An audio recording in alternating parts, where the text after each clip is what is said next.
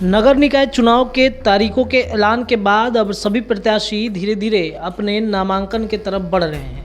कई लोगों ने नामांकन करा लिया है और कई लोगों के नामांकन की अब अंतिम तारीख जो है वो चल रही है। इसी क्रम में ये आदेश आया है कि 4 अप्रैल 2008 के बाद 3 संतान होने वाले चुनाव नहीं लड़ सकते हैं। जी हाँ, 4 अप्रैल 2008 के बाद 3 संतान होने पर नगर निकाय का चुनाव नहीं लड़ सकते हैं। प्रत्याशियों द्वारा भरे जा रहे नामांकन पत्र में इस बिंदु को काफ़ी गंभीरता से देखा जा रहा है। अभ्यर्थियों से इस आशय पर शपथ पत्र भी लिया जा रहा है।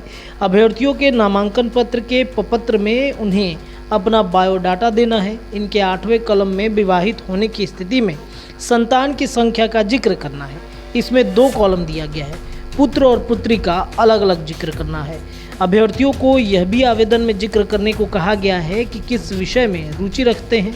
कॉलम संख्या 13 में जिक्र किया गया है कि अभ्यर्थी कला, संस्कृति या समाज सेवा में से किस में रुचि रखते हैं। यदि पूर्व में नगरपालिका के सदस्य के रूप में निर्वाचित हुए थे तो उनका भी जिक्र करना है। साथ ही किसी व्यक्ति के 4 अप्रैल 2008 के बाद पहले एक संतान है और उसके बाद उसे जुड़वा संतान हो गए हैं, ऐसी स्थिति में उनके 3 संतान हो गए हैं, तो क्या वो अभ्यर्थी चुनाव लड़ सकते हैं? तो ऐसी स्थिति में विभाग और राज्य निर्वाचन आयोग के मार्गदर्शन पर जो है वो मांग किया जा सकता है और उसके बाद ही नामांकन से संबंधित निर्णय लिया जाएगा। पटना सदर अनुमंडल के एसडीओ और फुलवारी शरीफ नगर परिषद के निर्वाचित अधिकारी नवीन कुमार का कहना है कि ऐसे मामले बहुत कम होते हैं, लेकिन यदि ऐसा मामला आ जाता है तो मार्गदर्शन मांगा जाएगा।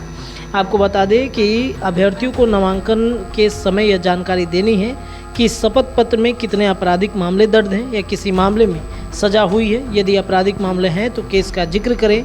अभ्यर्थियों के पास नगद, बैंक बैलेंस, फिक्स डिपॉजिट, पत्नी और आश्रित का भी वित्तीय विवरण जो है वो दिए जाने की बातचीत कही जा रही है।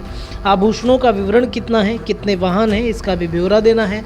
शैक्षणिक योग्यता का विवरण देना है। अगर केसीसी है तो उसकी अपडेट डिटेल की एक जेरॉक्स कॉपी भी देनी होगी। इस आशय का शपथ पत्र देना होगा कि नगरपालिका का उनके पास कोई बकाया नहीं है।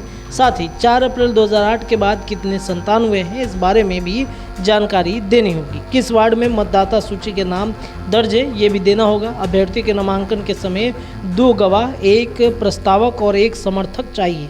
दोनों गवाह का आवेदन पत्र, मोबाइल नंबर और शपथ पत्र भी देना होगा, जिसमें उनके द्वारा भरे गए कॉलम की बात सही है, इस बारे में भी जानकारी और सार्थकता का भी मोबाइल नंबर और शपथ पत्र देना अनिवार्य है। दोनों का पूरा विवरण होना चाहिए। यदि कोई किराएदार किसी वार्ड से चुनाव लड़ना चाहता है तो उसे अनुमंडल कार्यालय के प्रथम श्रेणी में मजिस्ट्रेट से आवास प्रमाण पत्र का शपथ देना होगा। इसके बावजूद अभ्यर्थी तथा उसके प्रस्तावक समर्थक का नाम वोटर लिस्ट में होना जरूरी है। तो आवेदन में आपको ये दर्शाना होगा कि 4 अप्रैल 2008 के बाद अगर आपके 3 संतान हुए हैं तो आप चुनाव नहीं लड़ सकते हैं। बहरहाल इस खबर में इतना ही। आप देखते रहिए NBC 24 न्यूज़। बहुत बहुत धन्यवाद।